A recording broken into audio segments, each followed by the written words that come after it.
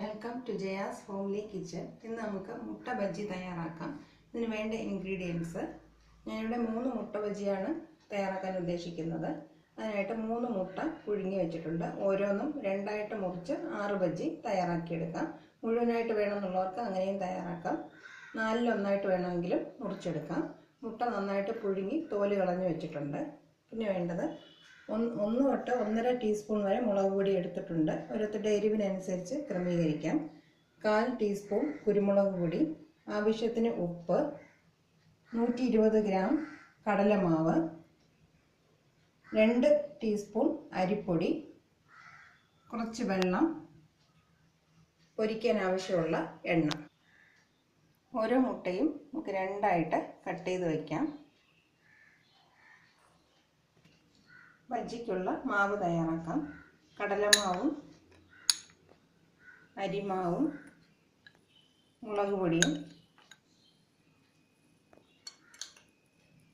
ഉപ്പും നന്നായിട്ട് ആദ്യം മിക്സ് ചെയ്യാം.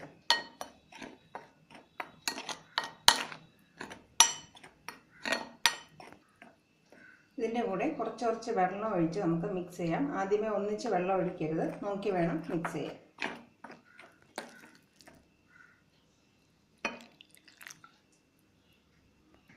നല്ല തിക്കായിട്ടുള്ള ബാറ്ററായിട്ട് മിക്സ് ചെയ്തെടുക്കണം. ഇത്രയും കട്ടി ഉണ്ടായിരിക്കണം, ഒരുപാട് ലൂസായി പോരുത്. ഒരു ചീനച്ചട്ടിയിൽ എണ്ണ ചൂടാക്കാനായിട്ട് വയ്ക്കാം. മുട്ടയുടെ ഓരോ പീസിൻ്റെ നടുക്കായിട്ട് കുറച്ച് കുരുമുളക് പൊടി വെച്ച് കൊടുക്കാം. ബാക്കിയുള്ള കുരുമുളക് പൊടി മാവിൻ്റെ കൂടെ ചേർക്കാം. അത് നന്നായിട്ട് മിക്സ് ചെയ്ത് വയ്ക്കാം. മുട്ടയുടെ ഓരോ പീസും മാവിനകത്തിട്ട് നന്നായിട്ട് മുക്കി നമുക്ക് പൊരിച്ചെടുക്കാം. നന്നായിട്ട് കോട്ടാവുന്ന രീതിയിൽ ഫുള്ളും മിക്സ് ചെയ്ത് കൊടുക്കുക. എന്നിട്ട് നമുക്ക് പൊരിച്ചെടുക്കാം. എണ്ണ നന്നായിട്ട് ചൂടായതിനു ശേഷം ഫ്ലെയിം കുറച്ച് വയ്ക്കാം.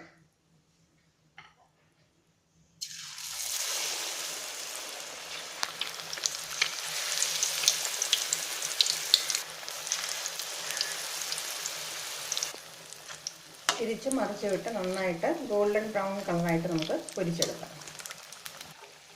നല്ല ഗോൾഡൻ ഫ്രൈ കളറായിട്ടുണ്ട്. നമുക്കിത് എണ്ണയിൽ നിന്ന് മാറ്റാം.